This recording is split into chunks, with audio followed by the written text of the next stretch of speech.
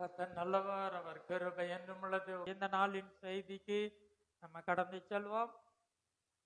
வாசிப்போம். ரோமர் 12ஆம் அதிகாரம் 2ஆம் வசனத்தின் ஆரம்பத்தை மாத்திரம்.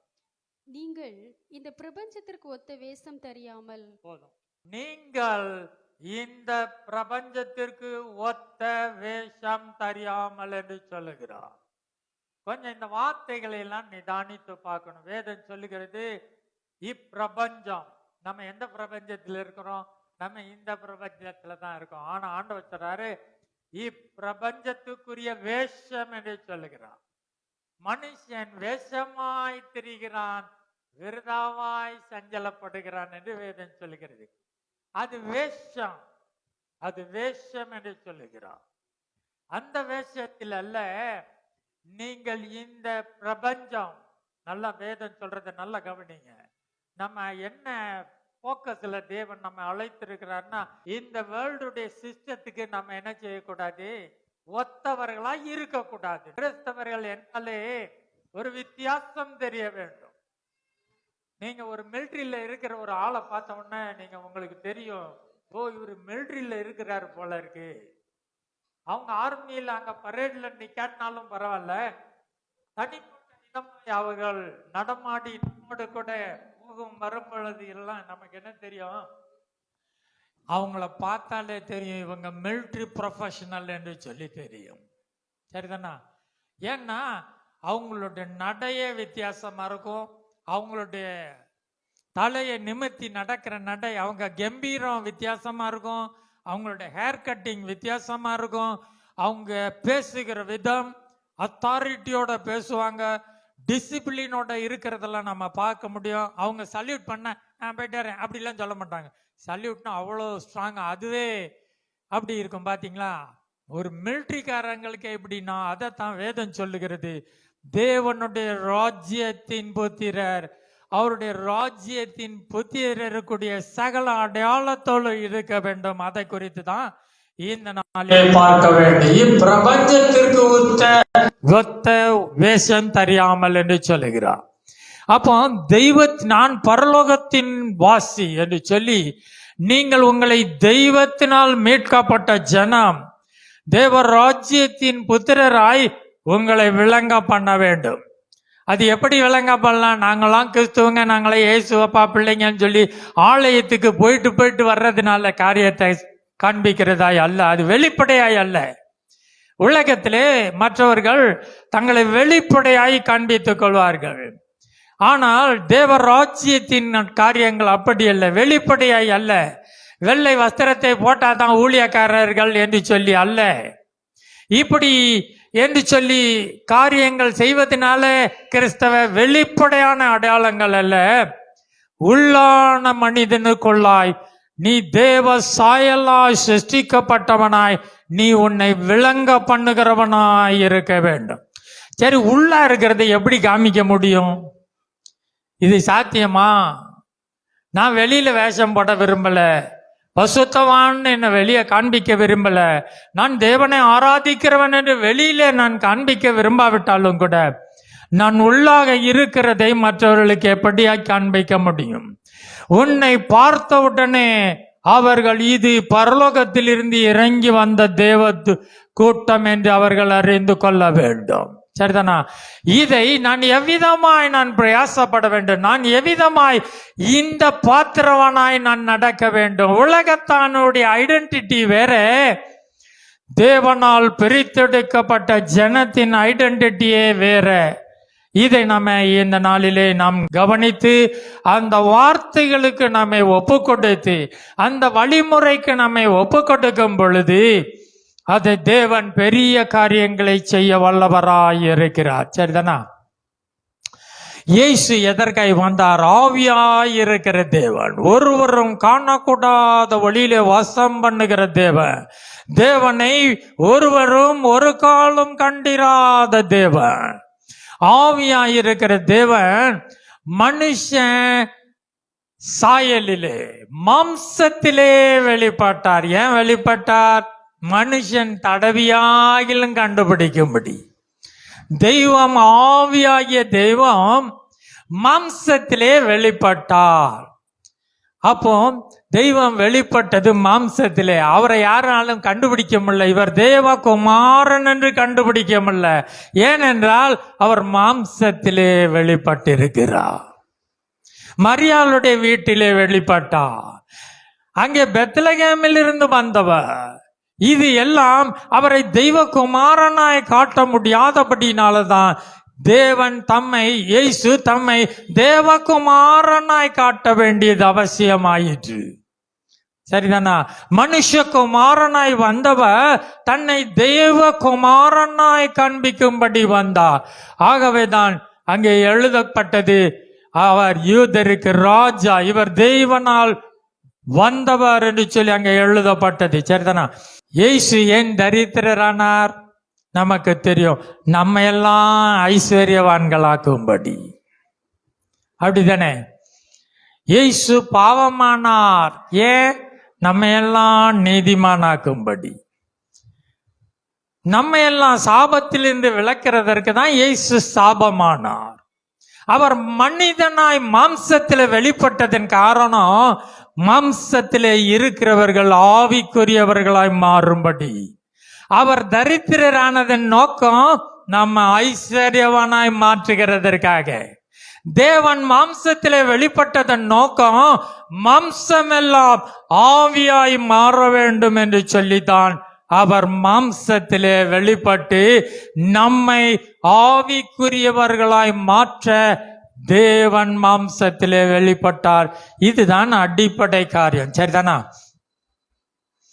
இப்பொழுது நம்மை வேதம் ஒரு ஆவிக்குரியவனாகவே காண்பிக்கிறது. ஒரு ஆவிக்குரியவனாய், நம்ம ஆவிக்குரிய பிள்ளைகளாய், என்றைக்கு இயேசுவின் ரத்தத்திலே மறுபடி நாம் பிறந்தவர்களோ, மறுபடி பிறந்த பிள்ளைகள் எல்லாம் ஆவியாயிருக்கிறார்கள், ஆவிக்குரியவர்களாய் இருக்கிறார்கள் என்றுதான் வேதம் சொல்லிக் கொடுக்கிறது. சரி, யோவான் 3ஆம் அதிகாரம் 5ஆம் வசனம், 6ஆம் வசனம், 8ஆம் வசனம். இயேசு பிரதியுத்தரமாக, ஒருவன் ஜலத்தினாலும் ஆவினாலும் பிறவாவிட்டால் தேவனுடைய ராஜ்யத்தில் பிரவேசிக்க மாட்டான் என்று மெய்யாகவே மெய்யாகவே உனக்கு சொல்லுகிறேன். நீங்க நல்ல சரியா ஒரு போக்கஸை பார்த்து கொண்டு வரணும். நீங்க இந்த வசனங்கள் எல்லாம் உங்களுக்கு தெரியாத வார்த்தைகள் இல்ல, எல்லா வார்த்தையும் தெரிந்ததுதான். ஆனா நம்ம என்ன போக்கஸ்ல, என்ன ஃப்ளோல போயிட்டு இருக்கோம், ஆவியானவர் என்னை எந்த பாதையில நடத்துகிறார் என்பதில் நீங்க கவனமாய் இருக்க வேண்டும். ஒருவன் ஜலத்தினாலும் ஆவியினாலும் பிறவாய்விட்டால் தேவனுடைய ராஜ்யத்தை காண முடியாது என்று சொல்லுகிறார். நான் தேவ ராஜ்யத்திற்கு உட்பட்டவனாய் இருக்க வேண்டும் என்றால் நான் ஜலத்தினால் பிறந்தவனாய், நான் ஆவியினால் பிறந்தவனாய் இருப்பேன் என்றால் நான் தேவ ராஜ்யத்தை காண்கிறவனாய் இருக்க வேண்டும். நான் கண்டவனாயிருக்க வேண்டும். உன்னை காண்கிறவர்கள் தேவனுடைய ராஜ்யத்தின் அடையாளத்தை காண வேண்டும். ஏனென்றால் நீ ஜலத்தினாலும் ஆவியினாலும் பிறந்தவன், அதை நான் உணர்ந்திருக்க வேண்டும். தேவ ராஜ்யம் உங்களுக்குள்ளாயிருக்கிறது. உங்கள் மத்தியிலே தேவனுடைய ராஜ்யம் இருக்கிறது. உங்களோட தேவனுடைய ராஜ்யம் வருகிறது. நீங்கள் போகும் இடமெல்லாம் தேவனுடைய ராஜ்யம் வருகிறது. எப்பொழுது? நீங்கள் ஆவியினால் பிறந்தவர்களாய் இருக்கும் பொழுது என்று அங்கே சொல்லிக் கொடுத்தார். சொல்லிக் கொடுத்துட்டு அடுத்த வசனம் சொல்லுகிறார், 6ஆம் வசனம். மாம்சத்தினால் பிறப்பது மாம்சமாய் இருக்கும், ஆவியினால் பிறப்பது ஆவியாய் இருக்கும். நல்ல தெளிவா இந்த வார்த்தையை மனதுல வச்சுக்கங்க. மாம்சத்தினால பிறந்தா மாம்சமா தான் இருக்கும். ஆவியினால பிறந்தா அது ஆவியாயிருக்கும் என்று சொல்றார். நாம இப்ப எப்படி இருக்கிறோம் என்று நம்மளே எடை போடணும். பரலோகம் நம்ம பார்க்கும்போது இது மாம்சீக மனுஷனா என்று சொல்லுமா? ஓ, இது தேவ ஆவியினால் பிறந்த ஆவிக்குரியவன் என்று சொல்லுமா என்று நம்ம இப்ப ஐடென்டிட்டியை குறித்து பார்க்க வேண்டும். சரிதானா? இயேசு தெளிவாய் சொல்லி கொடுத்தார், மாம்சத்தால் பிறந்தது மாம்சமாயிருக்கும். யார பத்தி பேசுறாரு? உலகத்தின் சிஸ்டத்தை, அந்த ஜீனியாலஜியை பத்தி பேசுறாரு.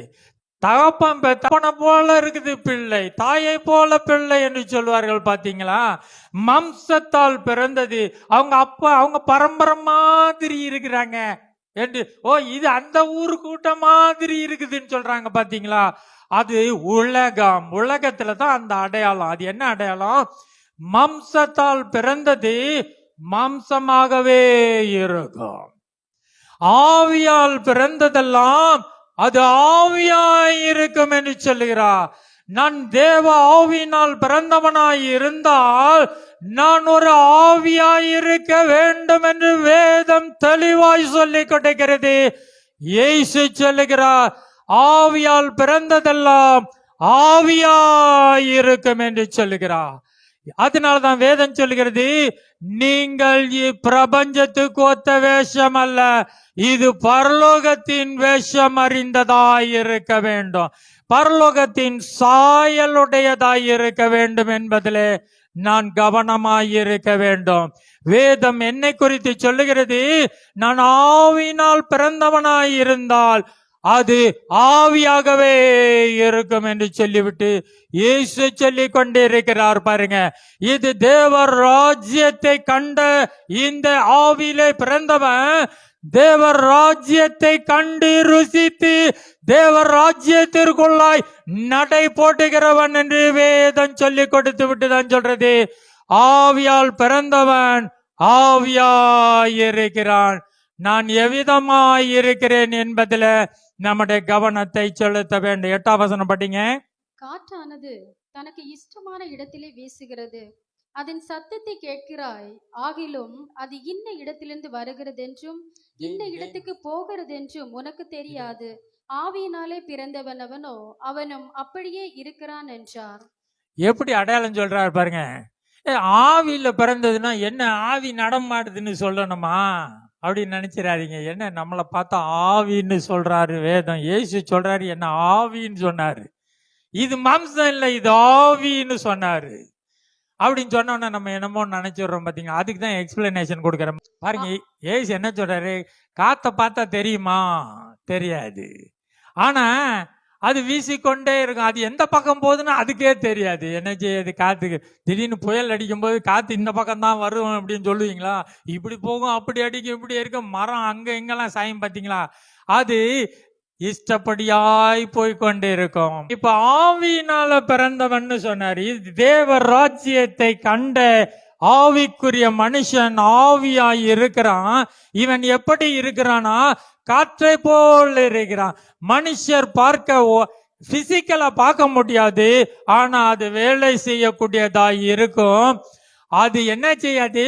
தன்னுடைய நினைச்சபடியெல்லாம் போகாது. தனக்குன்னு ஒரு வழி, இப்படிதான் இந்த டைரக்ஷன் தான். சவுத் வெஸ்ட் மன்சூன்னா சவுத் வெஸ்ட் மன்சூன் இப்படித்தான் போகணும்னு இல்லை.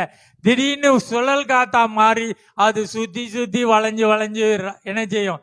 மாறி போகிற திசை மாறிவிட்டது. புயல் என்ன செஞ்சான்? திசை மாறிடுச்சுன்னு சொல்றாங்க. பாத்தீங்களா?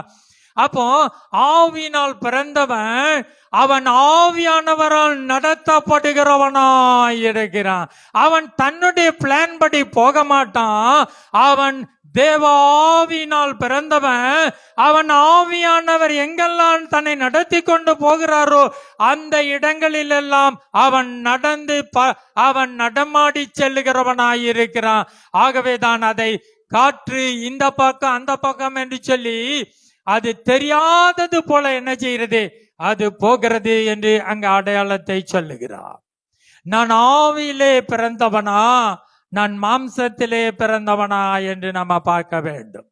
இப்ப பவுல் சொல்லுகிறார், சபையை பார்த்து பேசுகிறார். கொரிந்தி சபையை பார்த்து என்ன பேசுறாரு? 1 கொரிந்தியர் 2ஆம் அதிகாரம் 12 படிங்க.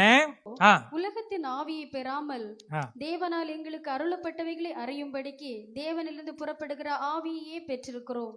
இப்பிரபஞ்சத்துக்கு ஒத்த வேஷம் தரிக்க கூடாதுன்னு சொல்லிட்டாரு. இங்க பவுல் சொல்லுகிறார், நாங்களோ உலகத்தின் ஆவியை பெறாமல். இப்பிரபஞ்சத்துல ஒரு ஆவி சுத்தி இருக்குது. அது என்ன ஆவி? அந்தகாரத்தின் ஆவிகள் சுத்தி இருக்குது. அதுதான் மாம்சமாயிருக்கும். இது ஆண்டவர் சொல்ற, நாங்கள் தேவனிடத்திலிருந்து புறப்பட்டு வருகிற தேவனுடைய ஆவியை பெற்றிருக்கிறோம். எங்களிடத்துல உலகத்தின் ஆவி கிடையாது. உலகத்தின் ஆவி போட்டி போடும், உலகத்தின் ஆவி பொறாமைப்படும், உலகத்தின் ஆவி வஞ்சிக்கும், ஏமாற்றும். அது எல்லாவித தகாத காரியங்களையும் நடப்பிக்கும். பாருங்க, நாங்கள் உலகத்தின் ஆவியை பெறாமல் தேவனிடத்திலிருந்து வருகிற தேவ ஆவியையே நாங்கள் பெற்றிருக்கிறோம். அதைத்தான் சொல்றார். நாங்களோ என்று சொல்கிறாரு. நாங்கள் இந்த பிரபஞ்சத்தை ஆள்மாரி கிடையாது. நாங்கள் தேவனிடத்திலிருந்து இறங்கின தேவ ஆவியை பெற்றவர்களாய் இருக்கிறோம். ஆவியால் பிறந்ததெல்லாம் ஆவியாய் இருக்கும் என்று தன்னை அவர் அங்கே வெளிப்படுத்தி கொண்டிருக்கிறார். நல்ல கவனமா வரணும். எவ்விதமாய் நம்ம இந்த உலகத்தின் சிஸ்டத்தை விட்டுட்டு நம்ம இந்த ஹெவன்லி சிஸ்டத்துக்கு நம்ம அப்படியே அலைன் ஆக வேண்டும்.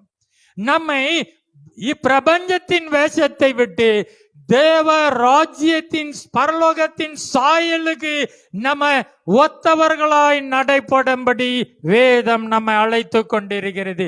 இது எவ்விதமாய் சாத்தியம் என்றால், நீங்கள் காற்றை எவ்விதமாய் இங்கும் அங்கும் அது திசை மாறி போய் கொண்டிருக்கிறதோ அவ்விதமாய் நீங்கள் ஆவியினால் நடத்தப்படும் பொழுது நீங்கள் ஆவியாயிருப்பீர்கள் என்று வேதம் சொல்லுகிறது. நாங்களோ உலகத்தின் ஆவியை பெறாமல் தேவனிடத்திலிருந்து இறங்கி வருகிற தேவனுடைய ஆவியை பெற்றவர்கள். இது தேவ ராஜ்யத்தை இது நடமாடுகிற கண்டவர்கள். இது ஆவியாயிருக்கும். ஆவியால் பிறந்ததெல்லாம் ஆவியாயிருக்கும். நான் ஆவியாய் பிறந்தவனா, நான் ஆவியாய் இருக்கிறேனா என்பதில் இப்பொழுது கவனத்தை நான் செலுத்த வேண்டும். இது எப்படி சாத்தியம்? வேதம் இது எனக்கு புரியாததா இருக்கிறது. இது எப்படி சாத்தியம் என்று இங்கே நம்ம இன்னைக்கு பார்க்க போறோம். சரி, 14ஆம் வசனம் படிங்க. ஜென்ம சுபாவமான மனுஷனோ தேவனுடைய ஆவிக்குரியவைகளை ஏற்றுக்கொள்ளான். போதும். என்ன சொல்றாரு? ஜென்ம சுபாவம் உள்ள மனுஷன். என்ன பண்ணி என்னெல்லாமோ சொல்ற, இது என்ன நடக்கிற காரியம்? இதெல்லாம் இப்படிலாம் கிடையாதுன்னு சொல்லி யார் சொல்லுவாங்களாம்? ஜென்ம சுபாவம், மம்சமானவன், இப்பிரபஞ்சத்துக்கு உலகத்தின் காரன் என்ன சொல்லுவானா? ஆவிக்குரியவைகளை ஏற்றுக்கொள்ள மாட்டான். ஆவிக்குரியவன் தான் சகலத்தின் நிதானித்தறிகிறவனாய் இருக்கிறான். நீங்கள் ஆவிக்குரியவர்கள். இது ஜென்ம சுபாவம் அல்ல, இப்பிரபஞ்சத்தின் வேஷம் அல்ல. இது ஆவிக்குரியவர்கள் தான் ஆவிக்குரியவர்களை ஏற்றுக்கொள்ள முடியும். யோவான் 14ஆம் அதிகாரம் 17ஆம் வசனம். உலகம் அந்த சத்திய ஆவியானவரை காணாமலும் அறியாமலும் இருக்கிறபடியால் அவரை பெற்றுக்கொள்ள மாட்டாது. வேதம் தெளிவாய் சொல்லுகிறது. நான் அநேக நேரத்துல சொல்லிடுவேன், உலகத்தை நேசிக்க வேண்டாம் உலக மக்களை பத்தி சொல்ல காரணம் வேதம் சொல்லு. உலகம், இப்பிரபஞ்சம் என்ன சொல்றாரு? அது சத்திய ஆவியை அறியாதிருக்கிறபடியால் அந்த ஆவியை அது பெற்றுக்கொள்ள மாட்டாது. ஆவி, நாங்களோ இவ்வுலகத்தின் ஆவியை அல்ல. அங்க வேறொரு ஆவி பிடிச்சிருக்குது ஏற்கனவே. அவங்க வேறொரு ஆவியில நிரம்பி இருக்கிறாங்க. சரிதானா? அந்த இருளின் ஆவி அங்க ஆட்டி படைக்கிறனால அவங்க என்ன செய்ய மாட்டாங்க? தேவ ஆவியை, சத்திய ஆவியை அவர்கள் அறியாதிருக்கிறார்கள். அந்த ஆவியை அவர்கள் பெற்றுக்கொள்ளவும் மாட்டார்கள். தெளிவாய் வேதம் சொல்லுகிறது. நாங்களோ உலகத்தின் ஆவியை அல்ல, தேவனிடத்திலிருந்து வருகிற தேவ ஆவியை பெற்றவர்களாயிருக்கிறோம். கவனமா இருங்க. நீங்கள் தேவ ஆவியை பெற்றவர்களானால் நீங்கள் ஆவியாய் இருக்க வேண்டும் என்று வேதம் சொல்லிக் கொண்டிருக்கிறது. அவர் உங்களுடனே வாசம் பண்ணி உங்களுக்குள்ளே இருப்பதால் நீங்கள் அவரை அறிவீர்கள். இந்த ஆவியை நான் பெற்றுக்கொண்டேனா, உலகம் அவரை அறியாதுன்னு சொல்லிட்டாரு. ஆனா நீங்க அவரை அறிவீர்கள். ஏன் தெரியுமா? அவர் உங்களுக்குள்ளே இருக்கிறார். அவர் உங்களுக்குள்ளே வாசமாய் இருக்கிறபடினால உங்களை ஆற்றவரே அந்த ஆவியானவர். நீங்கள் அறிவீர்கள். ஆவியானவர் தான் என்ன ஆளுகை செய்து நடத்து. அவனுக்கு ஏதோ ஒரு ஆவி பிடிச்சிருக்குப்பான்னு சொல்றாங்களா, அது உலகத்தின் ஆவி. நாங்களோ தேவனிடத்திலிருந்து இறங்கி வருகிற அந்த தேவ ஆவியை பெற்றிருக்கிறபடினால நீங்கள் அவரை அறிவீர்கள். சரிதானா? ஐயா, நீங்க உங்களுக்கு அறியாம இருந்தீங்கன்னா நீங்க கேட்கணும், ஆவியானவரே எனக்கு உள்ளே வந்திருக்கீங்க, எனக்கு ஒண்ணுமே தெரிய மாட்டேங்குது ஐயா, எனக்கு கொஞ்சம் வெளிப்படுத்துங்கன்னு சொல்லுங்க. நீங்க அதுக்கு ஈல்டு பண்ணணும். என்னாச்சுன்னா ஆவியானவருக்கு இடம் கொடுக்கணும். ஆவியானவருக்கு நீங்க விட்டு கொடுக்கணும். அவர் உங்களுக்குள்ளாய் வந்து வாசம் பண்ணுகிறபடியால் நீங்கள் அந்த ஆவியை அறிவீர்கள் என்று வேதம் சொல்லுகிறது. இந்த ஆவியை நான் பெற்றவன் என்று நான் அறிந்து கொள்ளும் பொழுது நான் ஆவியாகவே வாழ நான் வந்து விடுகிறேன் என்பதை நம்ம பார்க்க முடியும். பழைய ஏற்பாட்டுல ஒரு ஞானி என்ன செஞ்சிட்டாரு, வேற விதமா எழுதி வச்சிட்டாரு. அது பழைய ஏற்பாடு. அவர் என்ன தெரியுமா சொல்றாரு? பிரசங்கி 11:5 படிங்க. ஆவியின் வழி இன்னதென்றோம் நீ அறியாதிருக்கிறது போலவே எல்லாவற்றையும் செய்கிற தேவனுடைய செயல்களையும் நீ அறியாய். ஆவியின் வழி.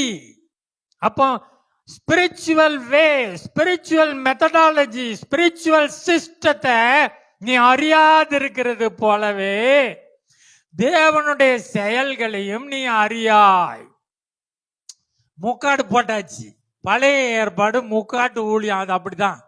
ஆனா புதிய ஏற்பாடு அப்படி அல்ல. நீங்கள் அறிவீர்கள்.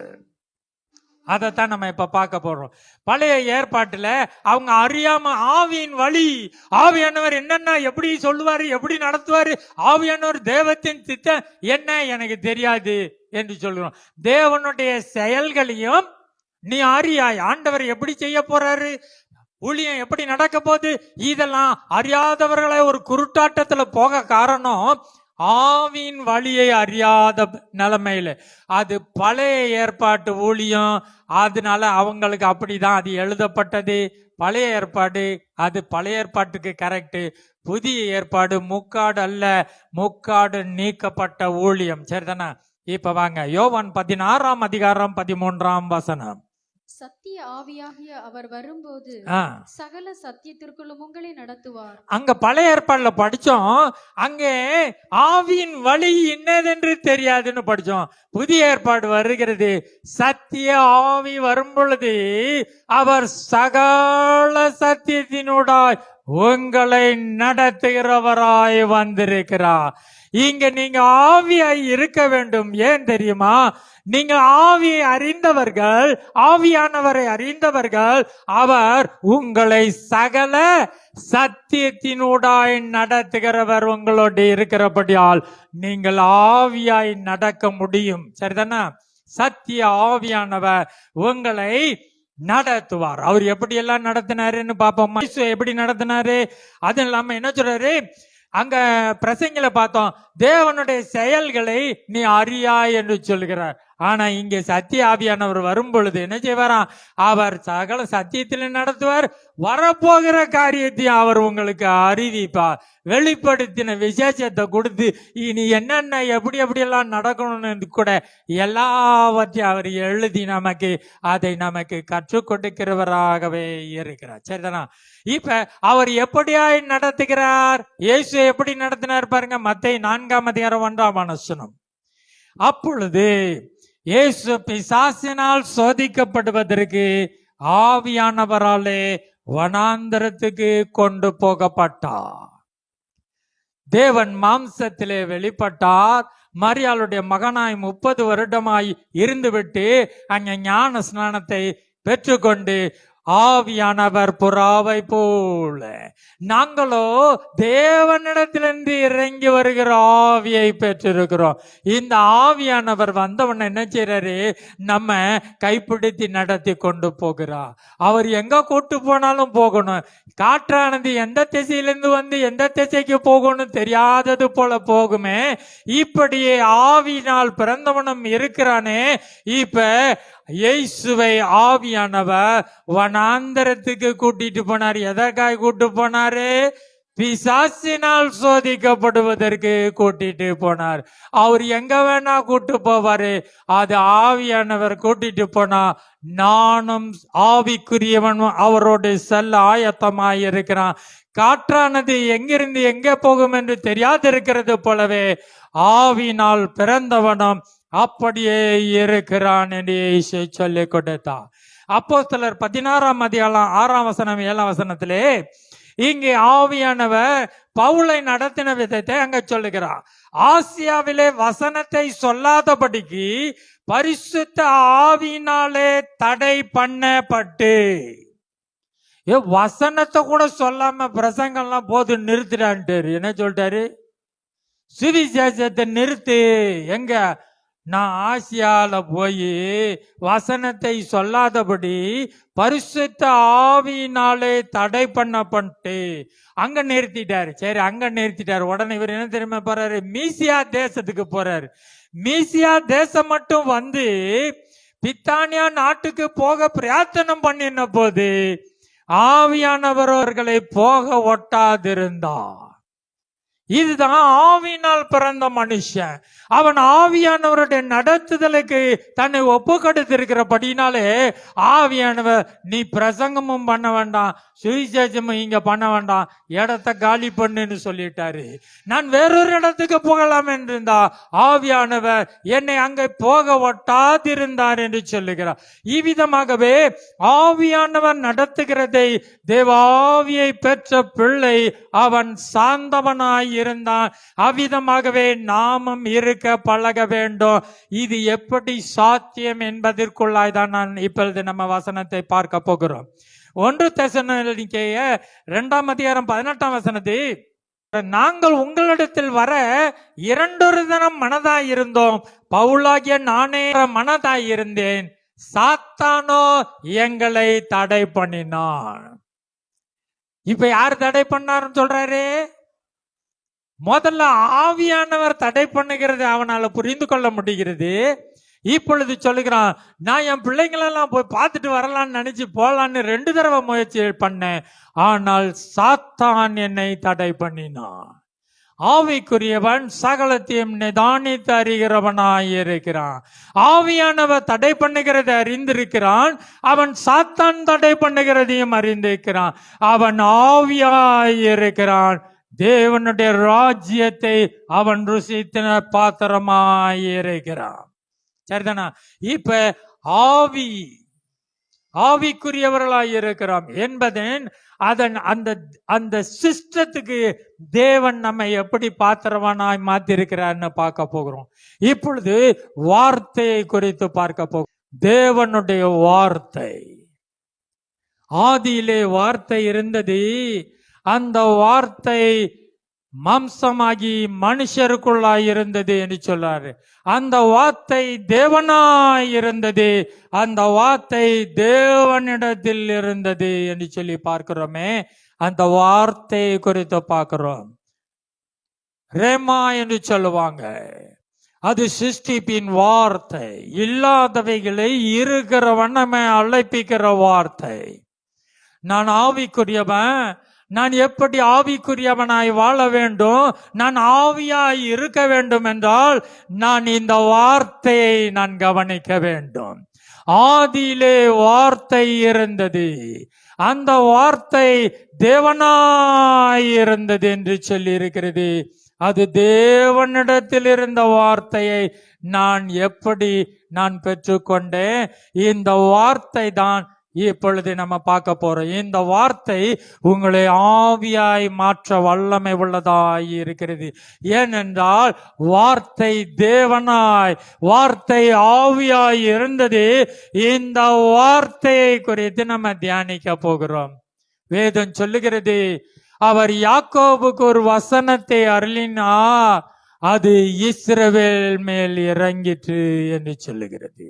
இஸ்ரவேல் ஜெனரேஷன் முழுவதுமாய், இஸ்ரவேல் தேசம் முழுவதுமாய் தேவன் அவர் வார்த்தையை யாக்கோபுக்கு அனுப்பினார், அது இஸ்ரவேலிலே இறங்கிற்று என்று சொல்லி பார்க்கிறோம். பாருங்க, ஆவியாய் இருக்கிற இந்த வார்த்தை மாம்சமான நம்மை ஆவிக்குரியவர்களாய் மாற்றும்படியாகவே அவர் வார்த்தையானவர் இங்கே நம்மத்திலே இறங்கி வந்தாரே. இந்த வார்த்தையை குறித்து நம்ம பார்க்க போகிறோம். எப்படி நான் ஆவியாய் இருக்கிறேன், நான் ஆவியின்படி நடக்க வேண்டும் என்று சொல்லி இப்ப நம்ம பார்க்க போகிறோம். சரி, கலாத்தியர் 1ஆம் அதிகாரம் 11-12 படிங்க.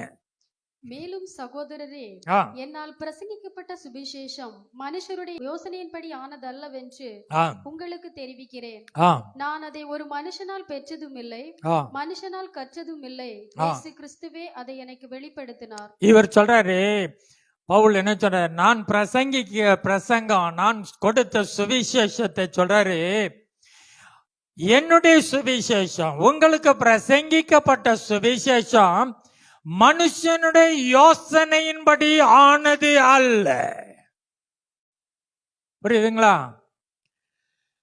பாஸ்டர் என்னமோ பிரசங்கம் பண்ணாருன்னு சொன்னீங்கன்னா அது மனுஷனுடைய பிரசங்கம். ஆவியானவர் சபைக்கு சொல்லுகிறதை காதுள்ளவன் கேட்க கடவன்.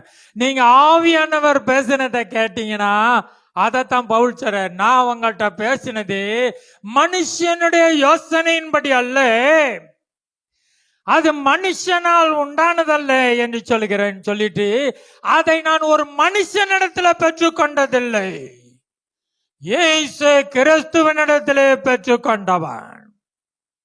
ஏனென்றால் பவுல் கமாலியலின் பாதத்திலே அவன் இருந்து வேதத்தின் நியாய சாஸ்திரங்களை எல்லாம் கற்று தேர்ந்தவன். இவன் சொல்றான், அதெல்லாம் குப்பப்பா, நான் தேவனிடத்திலிருந்து பெற்ற ஒரு சுவிசேஷத்தை நான் உங்களுக்கு சொல்லி இருக்கிறேன், அது மனுஷனுடைய யோசனையின்படி ஆனது அல்ல என்று அவன் வார்த்தையை குறித்து பேசிக் கொண்டிருக்கிறான். பேசிட்டு என்ன சொல்றான், 16ஆம் வசனம் படிங்க. தம்முடைய குமாரனை நான் புறஜாதிகளிடத்தில் சுவிசேஷமாய் அறிவிக்கும் பொருட்டாக அவரை எனக்குள் வெளிப்படுத்த பிரியமாய் இருந்த போது உடனே நான் மாம்சத்தோடும் இரத்தத்தோடும் யோசனை பண்ணாமலும். பாருங்க, இப்பொழுது இந்த வார்த்தை பரம்ப வேண்டும் என்று தேவன் திட்டம் பண்ணினார். புறஜாதிகள் மத்தியிலே நான் உனக்குள்ளாய் வைத்த இந்த சுவிசேஷ வார்த்தை எல்லா இடங்களுக்கும் பரவ வேண்டும் என்று சொன்ன பொழுது நான் மாம்சத்தோடும் இரத்தத்தோடும் யோசனை பண்ணவில்லை. ஆவிக்குரிய மனுஷன் இதுதான். இவன் சொல்றான், நான் எங்க போறது, எங்க பிரசங்கம் பண்றது, ஒரு பிளானுமே இல்லைன்னு சொல்றான். இட்ஸ் நாட் மை பிளான் என்று சொல்லுகிறான். அவன் என்ன சொல்றான், நான் மாம்சத்தோடும் இரத்தத்தோடும் யோசனை பண்ணாமல் இருந்தேன். ஆவிக்குரியவன் எப்படி இருக்கிறான் பாருங்க, தெய்வத்தினுடைய சுவிசேஷம் அவனிடத்துல கை கொடுத்து இந்த பாத்திரத்தின் வழியாய் புறஜாதிகளுக்குள்ளாய் சுவிசேஷம் கடந்து செல்ல வேண்டும் என்று தேவன் திட்டமாய் இருந்த பொழுது அவன் சொல்றான், நான் மாம்சத்தோடும் இரத்தத்தோடும் யோசனை பண்ணவில்லை. அவன் ஆவிக்கு இடம் கொடுத்து கொண்டிருக்கிறான். இவன் ஆவியால் பிறந்தபடியால் ஆவியின் வார்த்தைக்கு, ஆவியின் வார்த்தை செல்ல வேண்டும், ஆவியின் வார்த்தை விடுதலையாக்க வேண்டும், ஆவியின் வார்த்தை மனம் திரும்புதலை உண்டாக்க வேண்டும். மரண இருளிலே வெளிச்சம் உதிப்பதற்கு நான் ஆவியை சார்ந்து இருந்தேன் என்று சொல்லுகிறான். நான் மாம்சத்தோடும் இரத்தத்தோடும் யோசனை பண்ணவில்லை. சரி, 1 தெசலோனிக்கேயர் 2ஆம் அதிகாரம் 13ஆம் வசனம். ஆகையால் நீங்கள் தேவ வசனத்தை எங்களாலே கேள்விப்பட்டு ஏற்றுக்கொண்ட போது நீங்கள் தேவ வசனத்தை எங்களாலே கேள்விப்பட்டு ஏற்றுக்கொண்ட போது அதை மனுஷர் வசனமாக ஏற்றுக்கொள்ளாமல் நீங்கள் அதை மனுஷனுடைய வசனமாய் ஏற்றுக்கொள்ளாமல் தேவ வசனமாகவே ஏற்றுக்கொண்டதினாலே தேவ வசனமாய் ஏற்றுக்கொண்டதினாலே என்று சொல்லுகிறான். ஐயா, குமார் பிரசங்கம் பண்ணான்னு நீங்க சொல்லாம கர்த்தர் என்னோடு பேசினார் என்று சொல்ல வேண்டும். புரியுதுங்களா? நீங்கள் யாருடைய வசனத்தை கேள்விப்பட்டீங்க? தேவ வசனத்தை கேள்விப்படுறீங்க. சரிதானே? இப்ப நான் இங்க ஏதாவது கதை விட்டுக்கிட்டு இருக்கேன்னா, தேவ வசனத்தை நான் பேசி கொண்டிருக்கிறேன். Rhema the word. பாதியிலே இருந்த வார்த்தையை நம்ம பேசி கொண்டிருக்கிறோம். நீங்கள் இதை தேவ வசனமாகவே ரிசீவ் பண்ணணும். அது ஆவியாய் உங்களிடத்துல வேலை நடப்பிக்கிறதாய் இருக்கும். சரிதானா? படிங்க. நாங்கள் இடைவிடாமல் தேவனுக்கு ஸ்தோத்திரம் செலுத்துகிறோம். அது மெய்யாகவே தேவ வசனம்தான். அது மெய்யாகவே தேவ வசனம். அது ஆவியாய் இருக்கிற வார்த்தை தான் உங்களுக்குள்ளாய் வந்தது. அது உங்களுக்குள்ளே அது பலன் செய்கிறது.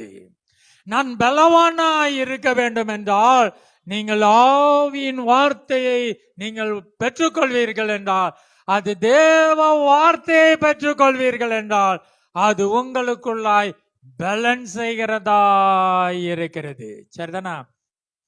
இப்ப புதிய ஏற்பாடு என்று வரும் பொழுது யோவான் ஸ்நானகன் மூலமாக தேவன் அங்க என்ன சொல்றாரு? புதிய ஏற்பாட்டின் ஒரு மகிமைக்குள்ளாய் கடந்து வரும் பொழுது அங்க ஆவியானவர் என்ன செய்யறாரு, எப்படி நடத்தி போகிறார் என்று நம்மால் பார்க்க முடியும். ஏசாயா 40:1 சொல்லுகிறது. படிங்க. என் ஜனத்தை ஆற்றுங்கள், தேற்றுங்கள், எருசலேமுடன் பட்சமாய் பேசி அதன் போர் முடிந்தது என்றும் அதன் அக்கிரமம் நிவர்த்தியாயிற்று. புரியுதுங்களா? அதன் போர் முடிந்தது. இந்த உலகத்துல வாழ்க்கையே ஒரே போராட்டம் தான் சொல்றாங்க. பாத்தீங்களா? அது பிரபஞ்சத்தின் வேஷம். ஆனா இங்க என்ன சொல்லி இருக்குது? எருசலேம்கிட்ட சொல்லுங்கப்பா, பட்சமா பேசுங்க, அதுகிட்ட என்ன பேசணும் சொல்லிட்டு அதுக்கு ஆறுதலை சொல்லிட்டு என்ன செய்யுங்க? அதை ஆற்றுங்கள், அதை தேற்றுங்கள். ஏனென்றால் ஒரு ஆவிக்குரிய மகிமைக்குள்ளா இது கடந்து போக வேண்டும். ஆவிக்குள்ள மகிமையாய் போகும் பொழுது இதனுடைய போரெல்லாம் முடிந்துரும். ஆவிக்கு எதிராய் நிற்க இந்த உலகத்துல எந்த யுத்தத்தாலும் முடியாது என்று சொல்லித்தான் அங்க சொல்றாரு. நல்ல கவனம் பாருங்க. வேதம் எவ்வளவு அழகா இருக்குது. ஒரு ஆவிக்குரிய மார்க்கத்தை குறித்து அங்க வெளிப்படுத்தும் பொழுது சொல்றாரு, எருசலேமிட்ட பட்சமா பேசுங்க, அதை ஆற்றுங்க, தேற்றுங்க, அதன் போர் முடிந்தது. ஆவிக்குரிய மனுஷனுக்கு ஆறுதல் இருக்கிறது, தேறுதல் இருக்கிறது. நமக்கு எதிரான யுத்தங்கள் ஓய காரணம் அங்க அது ஆவிக்குரியதாய் மாற வேண்டும். அதை சொல்லிட்டு தான் அங்க வனாந்தரத்திலே ஒரு ஒலிக்கும் குரல் என்று சொல்லிட்டு தான் 5ஆம் வசனத்துல சொல்றாரு, கர்த்தரின் மகிமையை வெளியரங்கமாகும் மாம்சமான யாவும் அதை காணும். ஏனென்றால் இப்ப யார் எதை பார்க்கணுமா? மாம்சமாய் இருக்கிறது. இப்ப ஆவியை குறித்தும் மாம்சத்தை பத்தியும் பார்க்கிறோம். இதன் போர் முடிகிறதற்கு என்ன நடக்கணும்? அது எருசலேம் பட்சமாய் பேசி அதை ஆற்றி தேற்ற வேண்டும் என்றால் அது என்ன நடக்கணும் என்றால் மாம்சமெல்லாம் ஆவியை காண வேண்டும், தேவனுடைய மகிமையை காண வேண்டும் என்று சொல்கிறார். மாம்சம் எல்லாம் அந்த மகிமையை காணும் என்று சொல்லிட்டு 7ஆம் வசனத்துல சொல்றார். படிங்க. கர்த்தரின் ஆவி மேல் ஊதும் போது புல் உலர்ந்து பூ உதிரும், ஜனமே புல். சரி, புரியுதுங்களா? அவர் மாம்சமா இருக்கிற மனுஷனை சொல்றாரு, மாம்சீக வழியில இருக்கிற இப்பிரபஞ்சத்தின் வேஷத்தை சொல்றாரு. கர்த்தருடைய ஆவி அதன் மேல் ஊதும் பொழுது அது என்ன செய்யுமா? அது புல் உலர்ந்து பூ உதிரும் என்று சொல்லிட்டு மாம்சம் தான் புல்லுன்னு சொல்லிட்டார். சொல்லிட்டு 8ல என்ன சொல்றாரு? புல் உலர்ந்து பூ உதிரும், நமது தேவனுடைய வசனமோ என்றென்றைக்கும் நிற்கும் என்பதையே சொல் என்று உரைத்தது. இப்ப என்ன சொல்லிட்டு வந்துட்டாரு?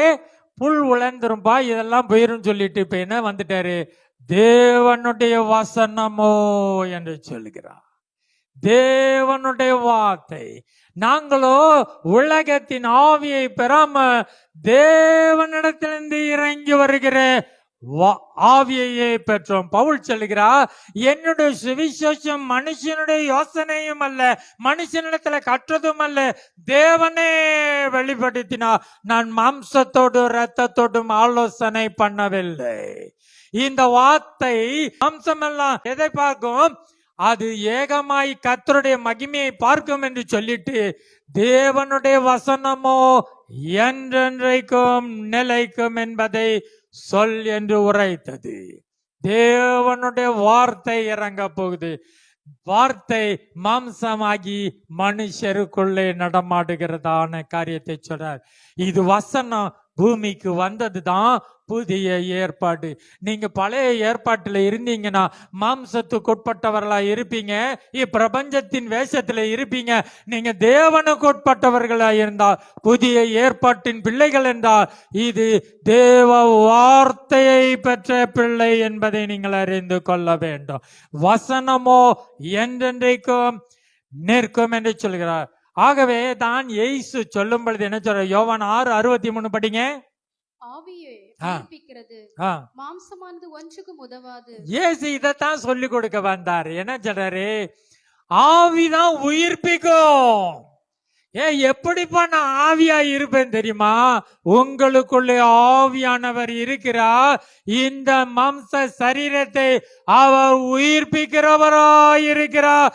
மாம்சம் ஆவியாகும்படி அதை செய்கிறவராய் உங்களுக்குள்ளே அவர் இருக்கிறார்.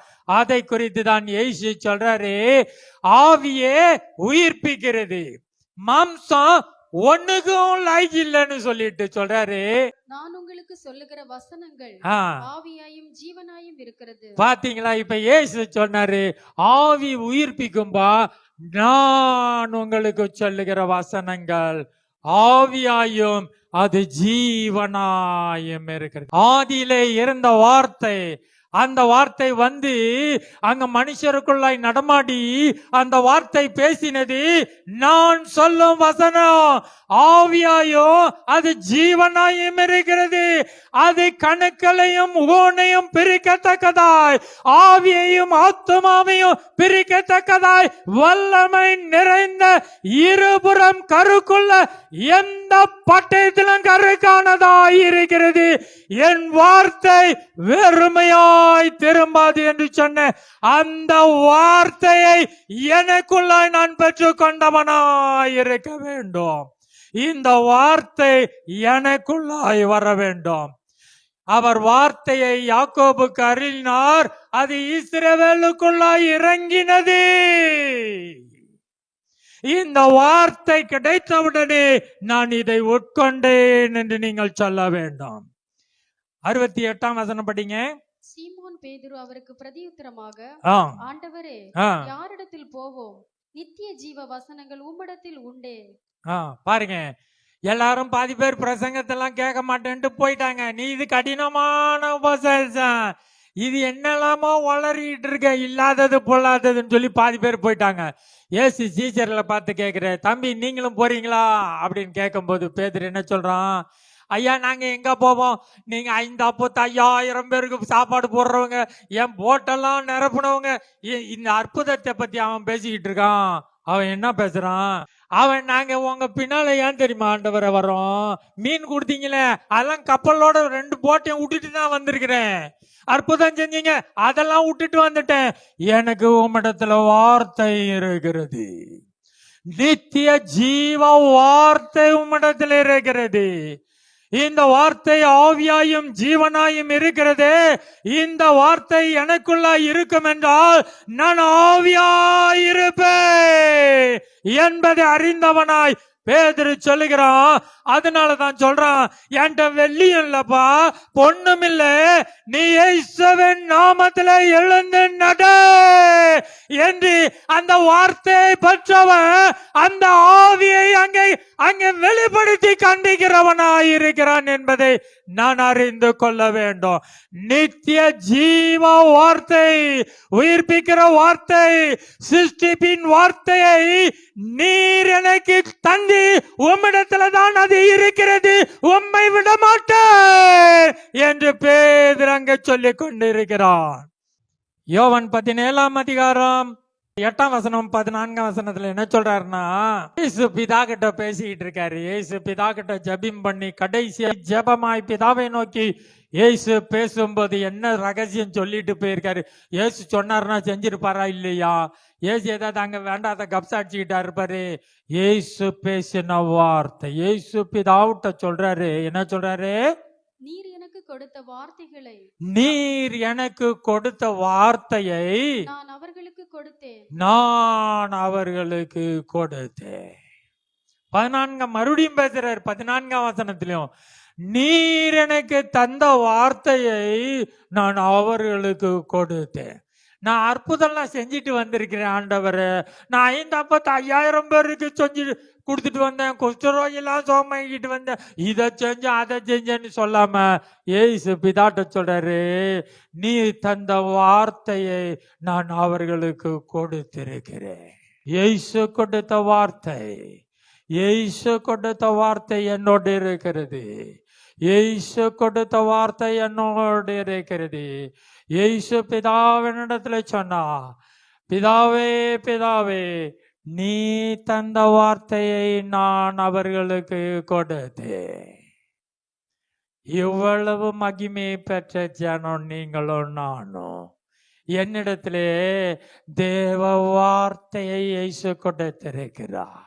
எவ்வளவு பாக்கியம் தெரியுமா?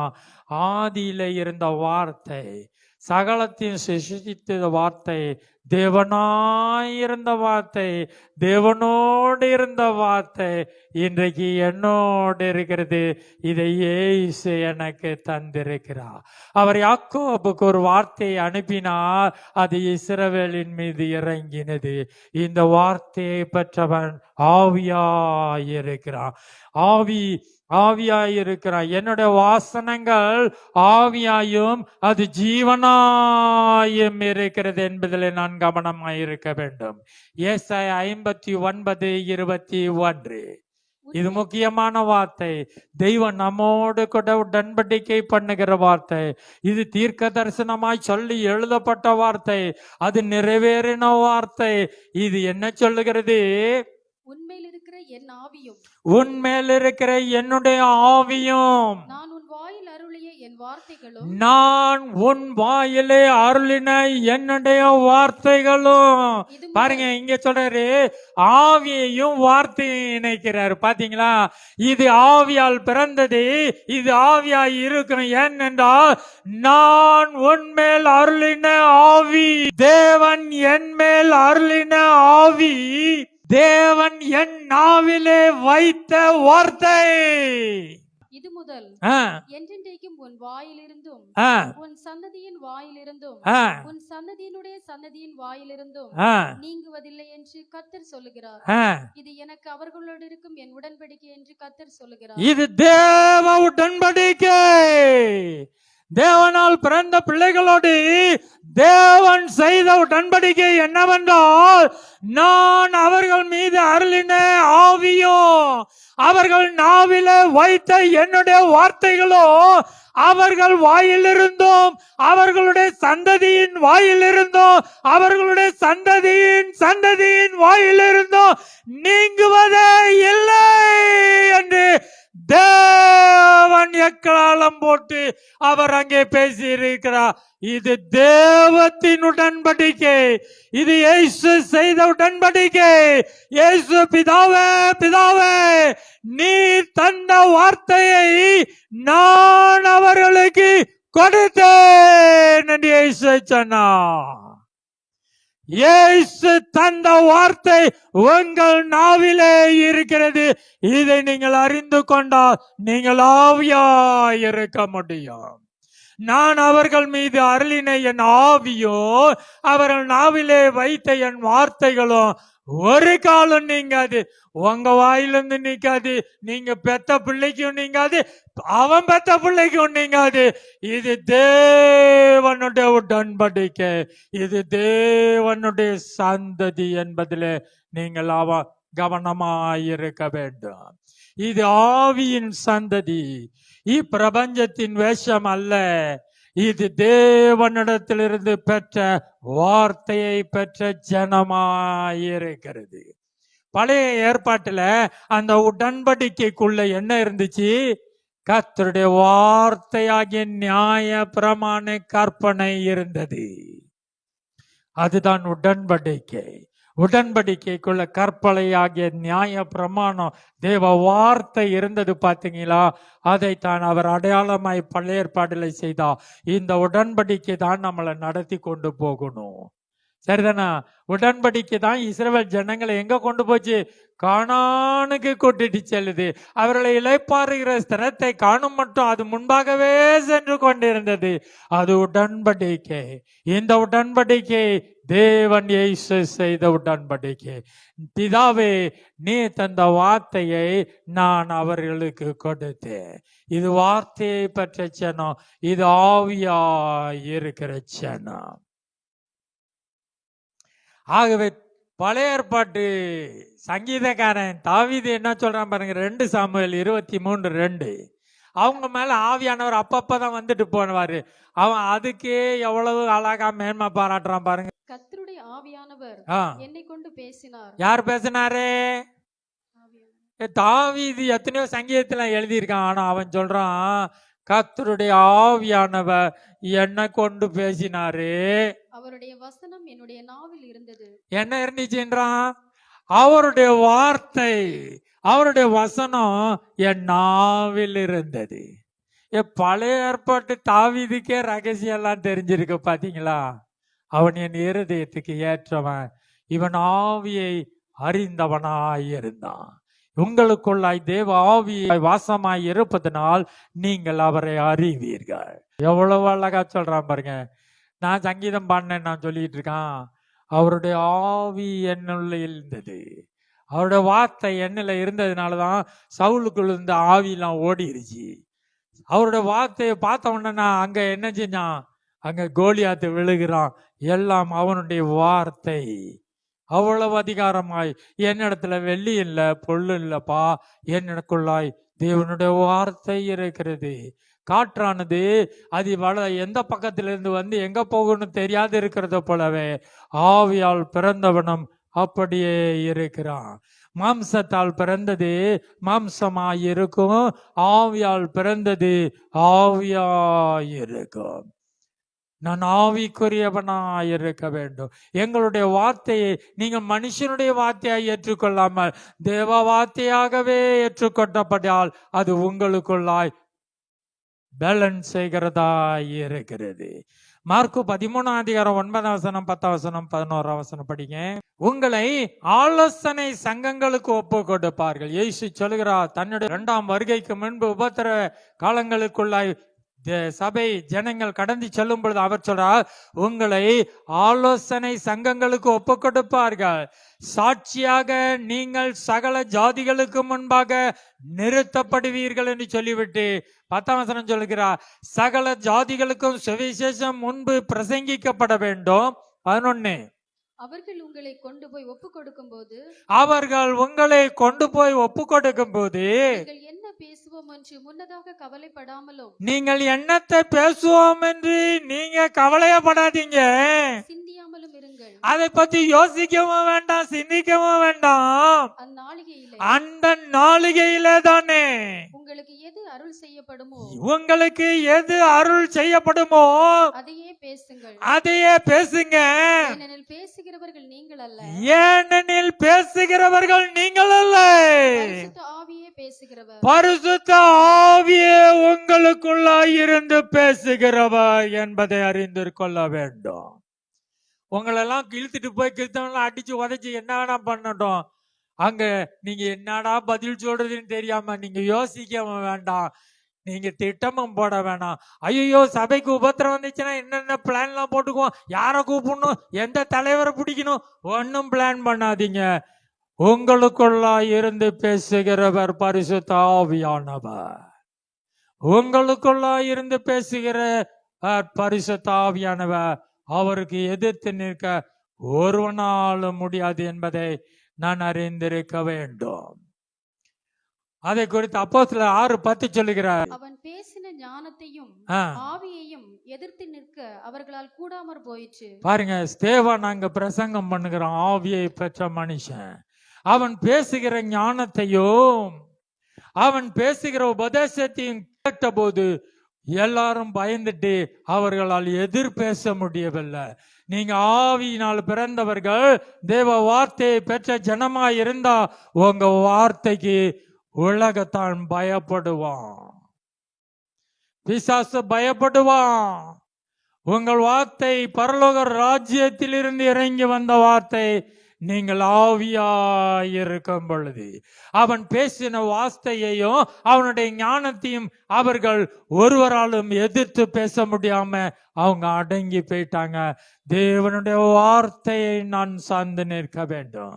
2 கொரிந்தியர் 4:13 படிங்க. விசுவாசித்தேன் ஆகையால் பேசுவேன் என்று எழுதியிருக்கிறபடி நாங்களும் அந்த விசுவாசத்தின் ஆவியை உடையவர்களாய் இருந்து விசுவாசிக்கிறபடியால் பேசுகிறோம். பாத்தீங்களா? ஆவியால் பிறந்தது ஆவியாய் இருக்கும். தேவன் சொன்னார், இயேசு, நான் நீர் தந்த வார்த்தையை அவர்களுக்கு கொடுத்தேன். இயேசு கொடுத்தாருன்னா உங்கள்கிட்ட வார்த்தை இருக்கும். அவர் சொன்னாரு, அவன் பிள்ளைங்கள்ட்ட நான் ஒரு கவனன்ட், ஒரு உடன்படிக்கை பண்ணியிருக்கேன். அவர்கள் மீது வைத்த என் ஆவியும் அவர்கள் நாவிலே வைத்த என் வார்த்தைகளும் அவர்களுடைய வாயிலிருந்து அவர்கள் சந்ததியிலிருந்து நீங்குவதில்லை என்று சொல்லி இருக்கிறார். இதை விசுவாசிக்கணும். அதைத்தான் இங்க சொல்றாரு. இந்த விசுவாசத்தின் ஆவியை நல்லா புரிஞ்சுக்கங்க. இது ஆவி, ஒரு விசுவாசம் ஆவி.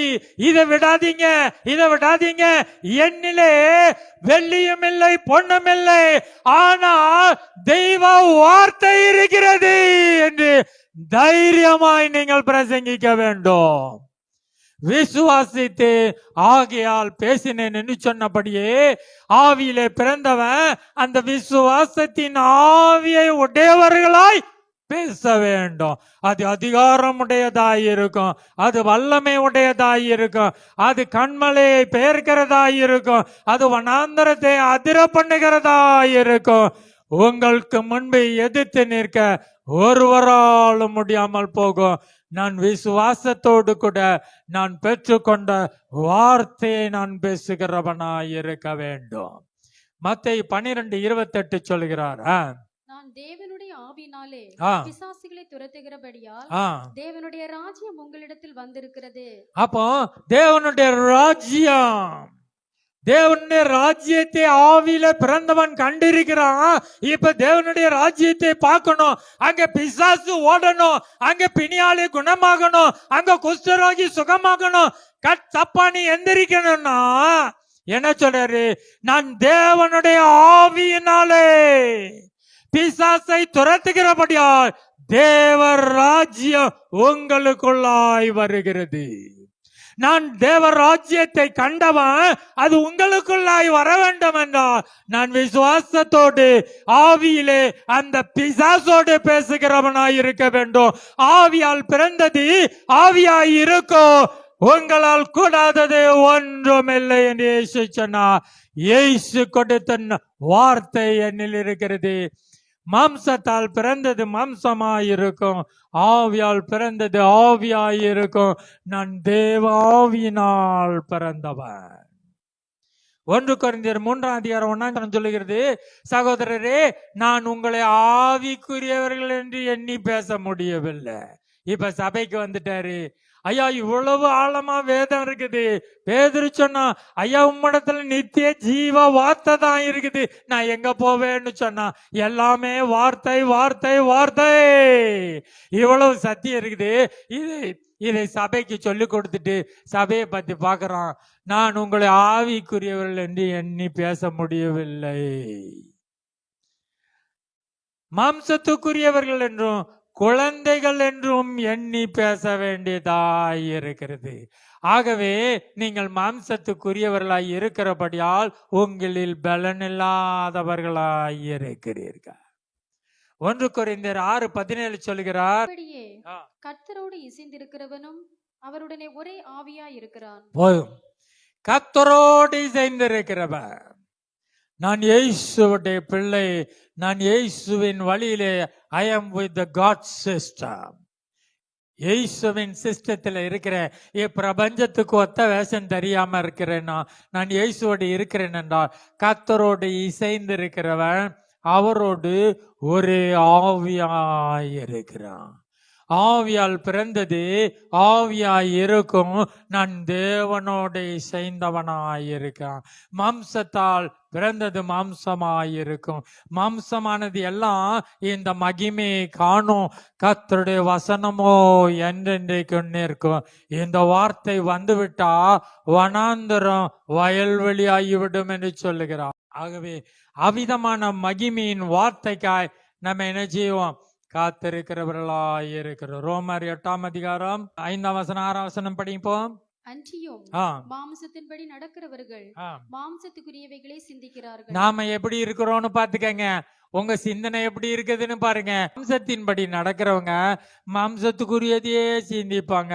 என்ன பண்ணலாம், எங்க போகலாம், யார பார்க்கலாம், எங்க மாம்சத்துக்குரியதே யோசிப்பாங்களாம். எண்ணத்தை புசிப்போம், எண்ணத்தை குடிப்போம், எண்ணத்தை உடுத்துவோம். இவைகளை அஞ்ஞானிகள் தேடுகிறார்கள். இந்த தேவையை தேவன் அறிந்திருக்கிறார். முதலாவது தேவனுடைய ராஜ்யத்தையும் அவருடைய நீதியும் தேடணும். பாத்துக்கங்க. ஆவியின்படி நடக்கிறவர்கள் ஆவிக்குரியவைகளை சிந்திக்கிறார்கள். நான் ஆவிக்குரியவன் என்றால் நான் ஆவிக்குரியதையே சிந்திப்பேன். தேவனுடைய ராஜ்யம், தேவனுடைய தோட்டம், தேவனுடைய ஊழியம், தேவனுடைய சபை, தேவனுடைய பிள்ளைகள், தேவனுடைய பிள்ளை ஒருவர் பாரத்தை ஒருவர் சுமந்து அவன் தனக்கானவைகள் அல்ல பிறனுக்கானவைகளே சிந்திப்பானாக என்று சொல்கிறார். ஆவிக்குரியவன் ஆவிக்குரியவைகளே சிந்திக்கிறான். மாம்சத்துக்குரியவன் மாம்சத்துக்குரியதே சிந்திப்பான். 8ஆம் வசனம். மாம்சத்துக்குட்பட்டவர்கள் தேவனுக்கு பிரியமா இருக்க மாட்டார்கள். பவுல் சொல்றாரு, உங்களை மாம்சத்துக்குரியவர்களா நான் பார்க்க வேண்டி இருக்குது. குழந்தையா இருக்கிறீங்களா, கை சுப்பிக்கிட்டே இருக்கீங்களா? சொல்றாரு, மாம்சத்துக்குட்பட்டவர்கள் தேவனுக்கு பிரியமா இருக்க மாட்டார்கள். அவர்கள் மாம்சத்துக்குரியதே சிந்தித்து கொண்டிருந்தா தேவனுக்கு பிரியமானவன் என்று சொல்லி அவர்களால் இருக்க முடியாது. 9ஆம் வசனம். தேவனுடைய ஆவி உங்களில் வாசமாய் இருந்தால் நீங்கள் மாம்சத்துக்குட்பட்டவர்களா இராமல். தெளிவா சொல்றாரு பாருங்க.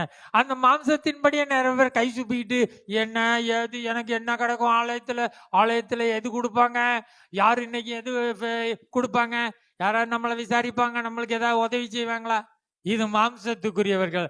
ஆனா தேவனுடைய ஆவி உங்களில் இருந்தா நீங்க மாம்சத்துக்குட்பட்டவர்களாய் இருக்க மாட்டீங்க, ஆவிக்குட்பட்டவர்களா இருப்பீர்கள். கிறிஸ்துவின் ஆவி இல்லாதவன் அவருடையவன் அல்ல. பாருங்க, நீங்க ஆவிக்குட்பட்டவர்களாய் இருக்க வேண்டும். ஆவி வாசமாய் இருந்தாலே நீங்க ஆவிக்குட்பட்டவர்களாய் இருப்பீர்கள். தேவனுடைய ஆவி உங்களில் இருந்தா நீங்க ஆவிக்குட்பட்டவர்களாய் இருப்பீர்கள். அதுக்கு என்ன செய்ய வேண்டும்? கர்த்தரோடு இசைந்து இருக்க வேண்டும். ஆவியில நடக்க பழக வேண்டும். ஆவியானவருக்கு விட்டு கொடுக்க வேண்டும். ஆவியாய் இருக்க வேண்டும் என்ற இந்த சிஸ்டத்துக்கு நான் ஒப்பு கொடுக்கும் பொழுது விசுவாசத்தின் மூலமாய், விசுவாசத்தின் ஆவியை உடையவர்களாய் இதில் தாகம் கொண்டு இதில் இணையும் பொழுது அவன் ஆவியாய் இருக்கிறான். ரோமர் 8:2 என்ன சொல்றாரு?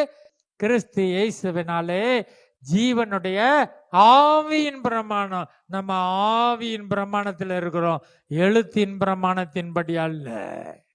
ஆவியின் பிரமாணத்தின்படியான தேவ ராஜ்யம். இது ஆவியின் வழிமுறை, இது ஆவியின் மெத்தடாலஜிக்குள்ள நம்ம நுழைந்து இருக்கிறோம். இது கிறிஸ்து இயேசுவினாலே உண்டான ஆவியின் பிரமாணம், ஜீவனுடைய ஆவியின் பிரமாணத்துக்குள்ள நம்ம இருக்கிறோம் என்பதை புரிந்து கொள்ள வேண்டும். எபேசியர் 3:16 படிங்க. பவுல் என்ன செய்றாரு?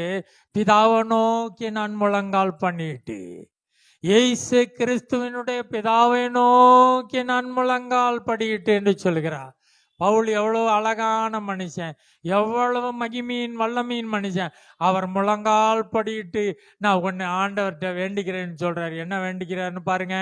நீங்கள் அவருடைய ஆவியினாலே, நீங்கள் அவருடைய ஆவியினாலே உள்ளான மனுஷனிலே வல்லமையாய் பலப்படவும் வேண்டிக் கொள்கிறேன் என்று சொல்லி ஜெபிக்கிறார்.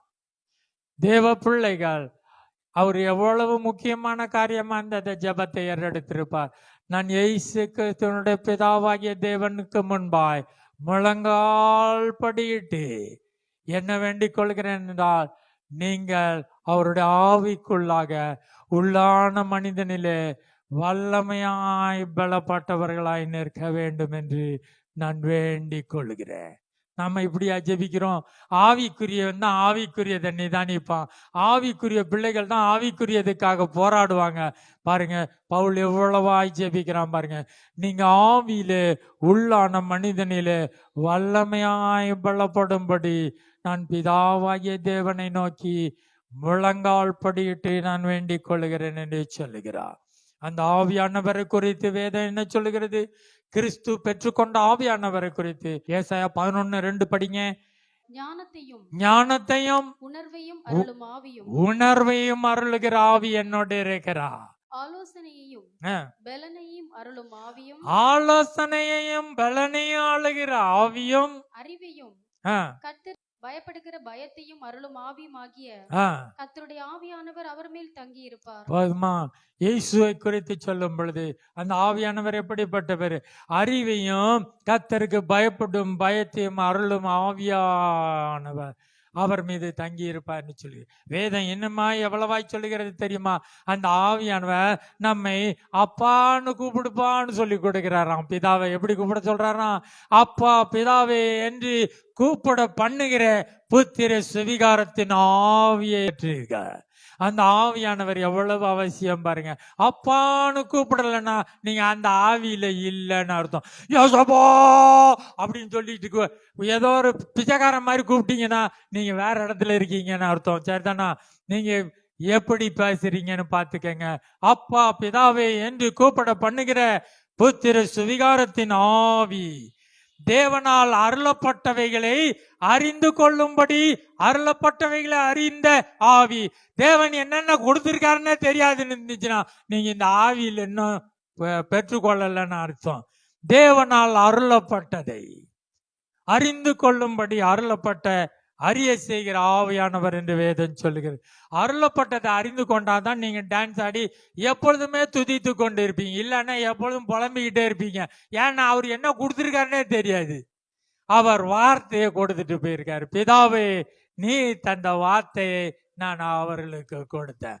அந்த வார்த்தை தேவனாய் இருக்கிறது. அந்த அந்த வார்த்தையில எல்லாமே இருக்கிறது பாருங்க. சரிதானா? அவரை உயிர்ப்பிக்கிற ஆவியானவர் அங்க இருக்கிறார். அந்த ஆவியானவர் என்ன செய்யறாரு?